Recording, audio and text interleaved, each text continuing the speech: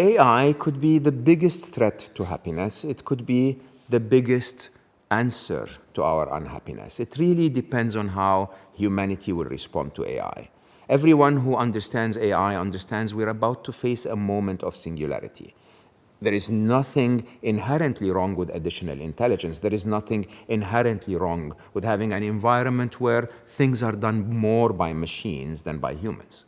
But if we choose to see the negative of that environment and resist it and attack it, we may end up in a place where we're very unhappy. If we choose to embrace that environment and make it work for humanity at large, rather than work for a few individuals that want to benefit from the rise of the machines, we could probably create an environment that's the happiest we've ever created.